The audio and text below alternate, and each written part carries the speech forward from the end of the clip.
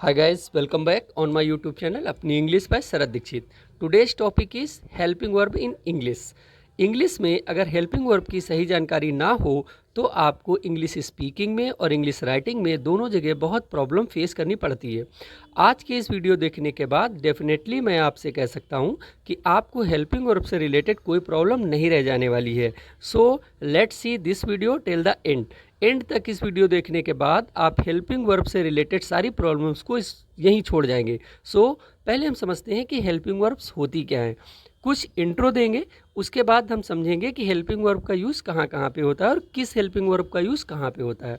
जैसे प्रेजेंट में do does, past में डिड और फ्यूचर में विल का यूज़ होता है।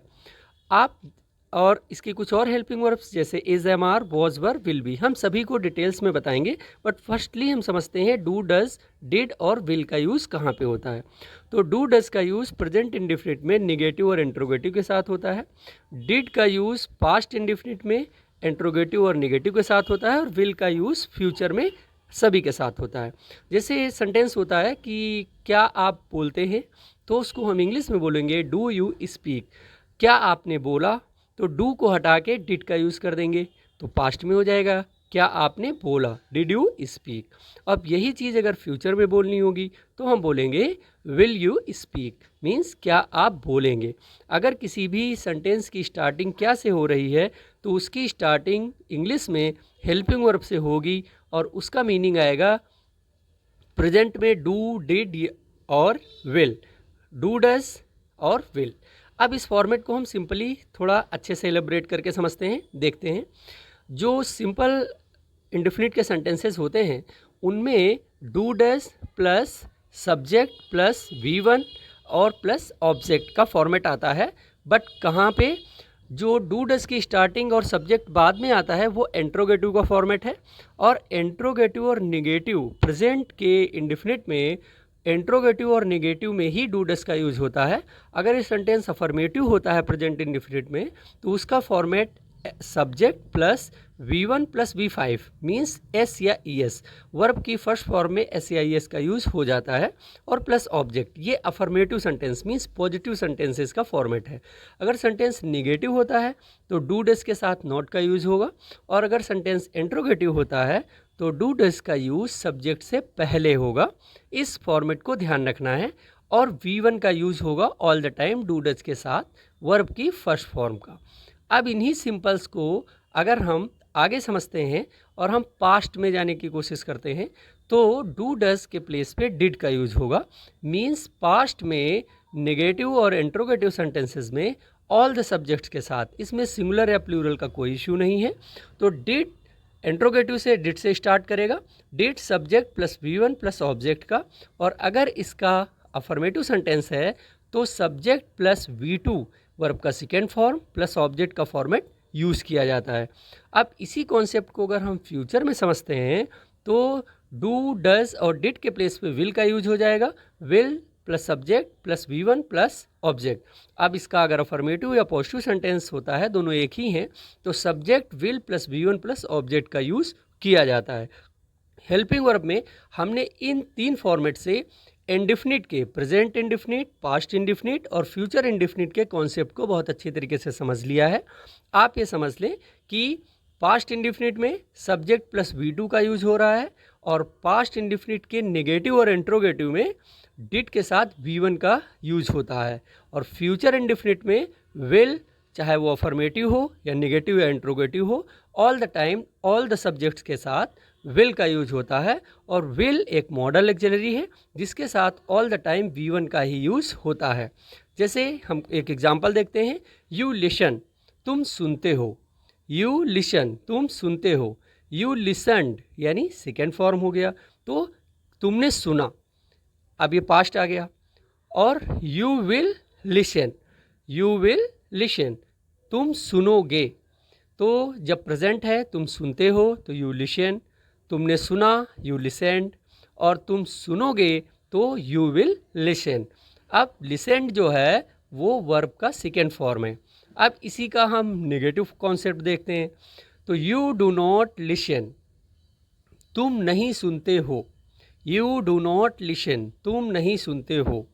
अब इसका जब पास्ट फॉर्मेट आएगा तो डू के प्लेस पे डिड नॉट हो जाएगा, तो यू डिड नॉट लिसन, तुमने नहीं सुना, और तुम नहीं सुनोगे तो विल का यूज हो जाएगा। देखिए बिल्कुल सिंपल इजी कॉन्सेप्ट है, ओनली वन वर्ड रिप्लेस हो रहा है।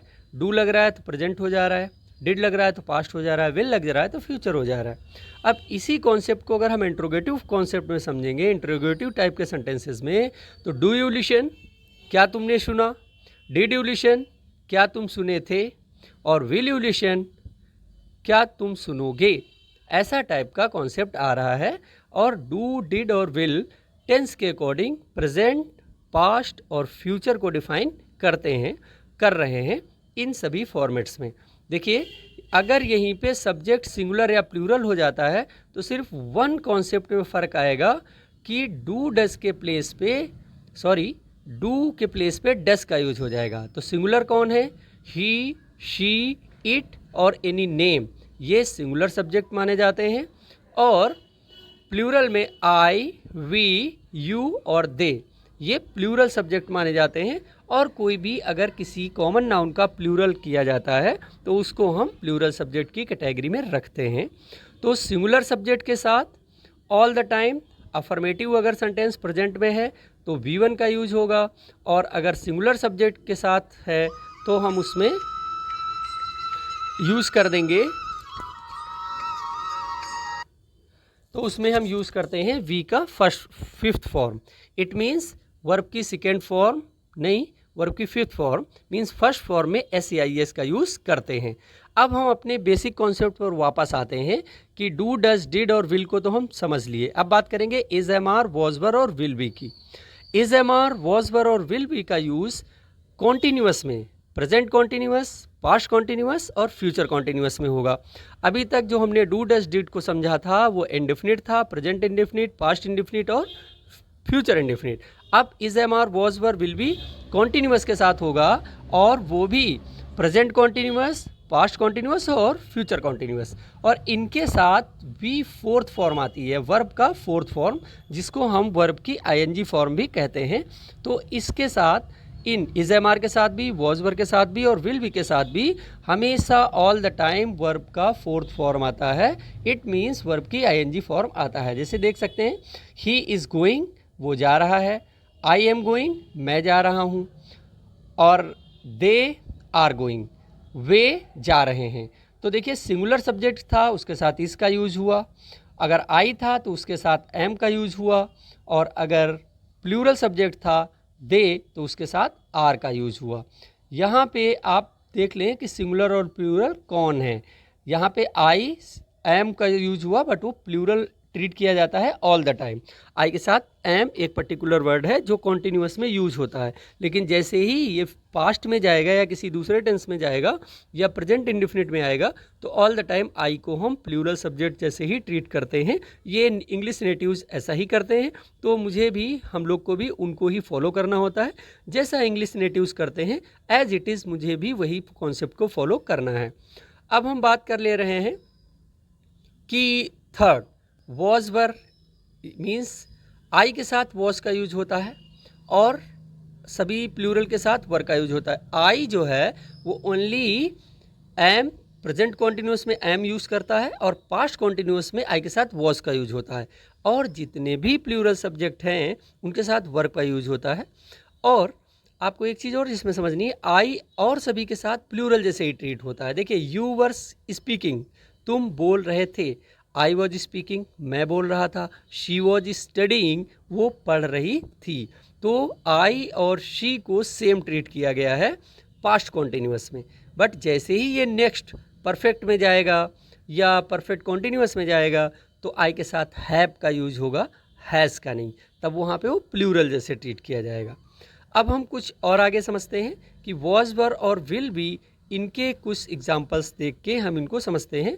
तो वॉज, वर का यूज़ पास्ट कॉन्टिन्यूस में होता है जब हम बैक साइड, मतलब कोई काम जारी हो पास्ट में तो वॉज, वर।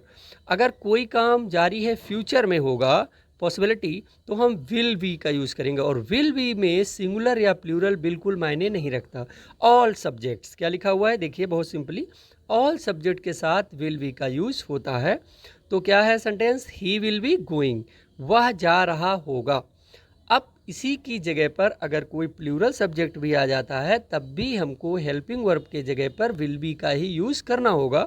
जैसे चाहे आई विल बी गोइंग तब भी ठीक है, दे विल बी गोइंग तब भी ठीक है, यू विल बी गोइंग तब भी ठीक है, वी विल बी गोइंग तब भी ठीक है, और शी विल बी गोइंग तब भी ठीक है। मीन्स सिंगुलर या प्लूरल विल बी के कॉन्सेप्ट में यूज़ नहीं माने जाते, उनका कोई पर्टिकुलर स्पेस नहीं है, all the time all the subject के साथ विल बी का यूज़ करना है।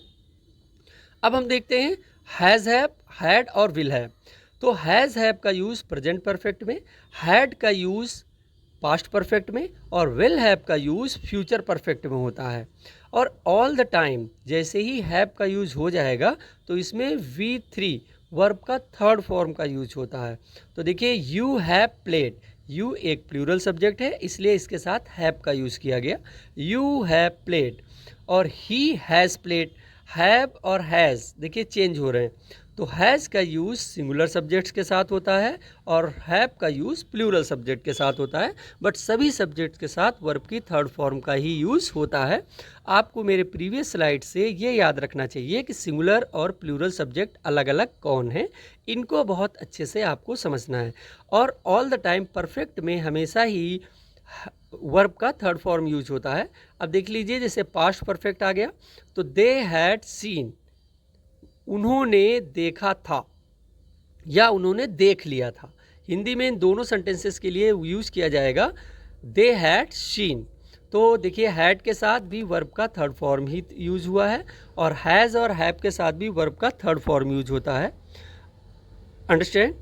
जैसा मैं फील कर पा रहा हूँ कि आप लोग इस कॉन्सेप्ट को बहुत इजीली समझ पा रहे हैं, प्लीज़ इसको आप वॉच करते रहें और एंड तक इस वीडियो को वॉच करें, सारे कॉन्सेप्ट आपके क्लियर होंगे। अब देखिए फ्यूचर में अगर हम जहाँ पे हैड का यूज़ पास्ट में हो रहा था वहीं पे फ्यूचर में विल हैव का यूज़ किया जाएगा और सभी सब्जेक्ट के साथ किया जाएगा। जैसे मैं अभी अर्लियर बता चुका हूँ, आपको पहले ये बात कह चुका हूँ कि विल बी में कभी भी सिंगुलर या प्लूरल का कॉन्सेप्ट नहीं माना जाता है। तो ही विल हैव गॉन, वो जा चुका होगा, ऐसा। अब देखिए हम परफेक्ट कॉन्टिन्यूअस में चलते हैं। Has been, have been means has been singular subject और हैव बीन प्लूरल सब्जेक्ट के साथ प्रेजेंट परफेक्ट कॉन्टिन्यूअस में, हैड बीन पास्ट में सभी के साथ और विल हैव बीन फ्यूचर में सभी के साथ, मीन्स फ्यूचर परफेक्ट में।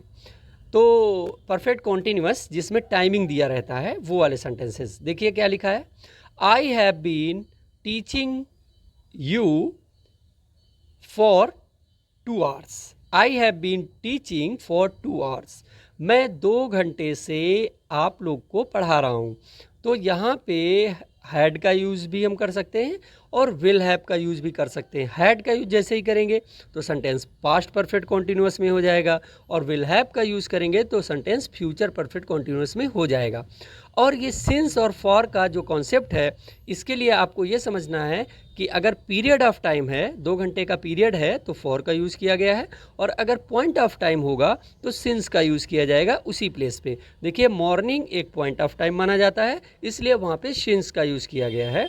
ऐसे हम इन कॉन्सेप्ट्स को क्लियरली समझ सकते हैं। हेल्पिंग वर्ब के वीडियो के साथ साथ हम सिंस फॉर की जानकारी भी ले सकते हैं। अब हम नेक्स्ट कुछ फर्दर अपना वीडियो को आगे बढ़ाते हैं और देखते हैं कि is am are plus being और वॉज वर्ब प्लस बीइंग और उसके साथ वर्ब की थर्ड फॉर्म का यूज़ कैसे होता है। मीन्स काम हो रहा होगा और मीन्स जो सिंपल सेंटेंस है बीइंग का कॉन्सेप्ट वॉज वर्ब और इज़ एम आर के साथ वर्ब की थर्ड फॉर्म का यूज़। प्लीज़ इस वीडियो को एंड तक देखते रहें और अभी तक अगर आपको ये वीडियो अच्छा लगा हो, जैसे मुझे पता है कि आपको वीडियो अच्छा लग रहा है, तो आप इस वीडियो को लाइक ज़रूर कर लें, शेयर कर दें अपने फ्रेंड्स को और सब्सक्राइब कर लें अगर आप चैनल पर नए हैं तो। ये मेरे लिए एक बूस्टअप होगा। और प्लीज़ मुझे कमेंट बॉक्स में कमेंट करें कि आपको और किस इशू पे, किस पॉइंट पे या किस ग्रामर के टॉपिक पे आपको जानकारी चाहिए, उस पर मैं वीडियो डेवलप करूँगा। तो देखिए this work is being done, यह काम हो रहा होगा। This work is being done, ये काम हो रहा होगा। अब देखते हैं इस मीन्स ये काम हो रहा है, सॉरी फॉर दैट, फ्यूचर में नहीं है प्रेजेंट में है। और this work was being done, अगर पास्ट में इसी को हम ले जाएंगे तो हम वॉज के साथ ही बीइंग का यूज़ कर देंगे। दिस वर्क एक सिंगुलर सब्जेक्ट है और इसके साथ वर्ब की थर्ड फॉर्म। अगर कभी ऐसा होता है कि कोई काम कंप्लीट होने की कगार पे है, बीइंग डन यानी होने वाला है, this work is being done, ये काम होने वाला है, बस कंप्लीट होने वाला है, और this work is being was being done, तो इस कॉन्सेप्ट को हम पैसिव कॉन्सेप्ट भी समझते हैं कि is am are was were, इनके साथ अगर हम बीइंग का यूज़ कर दें तो उसके बाद वर्ब की थर्ड फॉर्म यूज़ करें तो ये कॉन्सेप्ट होता है पैसिव का, एक्टिव से पैसिव का। लेकिन इनमें ये जानकारी दी जाती है कि काम जो है वो कंप्लीट होने के बिल्कुल पास में है, काम होने वाला है। तो देखिए दिस वर्क इज़ डन, मान लिया ये सेंटेंस है, दिस वर्क इज़ डन एक सिंपल सेंटेंस है जिसमें ये काम हो गया, तो काम कंप्लीट हुआ। डन यहाँ पे जो है वर्ब का थर्ड फॉर्म में सिंपल सेंटेंस की कैटेगरी का सेंटेंस है, इसमें टेंस कैटेगरी का सेंटेंस नहीं है। काम कंप्लीट होने के बारे में बात कर रहा है, जैसे विंडो इज़ ब्रोकन, खिड़की टूटी हुई है, काम हो गया है, और the car is damaged, car जो है वो डैमेज हो गई है, या हाउस कॉट फायर, ऐसे घर में house was caught, sorry the thief was caught, चोर पकड़ा गया है। तो काम कंप्लीट हो जाए, ऐसे जब सिंपल उनके एडजेक्टिव जैसे यूज़ किए जाते हैं तो उनको हम सिंपल सेंटेंसेस कहते हैं जो टेंस कैटेगरी में नहीं आते। अब इसी सेंटेंस को अगर हम वॉज और विल भी कर देंगे तो पास्ट और फ्यूचर हो जाएगा। अब इस कॉन्सेप्ट को समझते हुए हम आगे बढ़ते हैं और मॉडल वर्ब्स इन इंग्लिश का यूज़ करते हैं। तो नेक्स्ट वीडियो में हम मॉडल वर्ब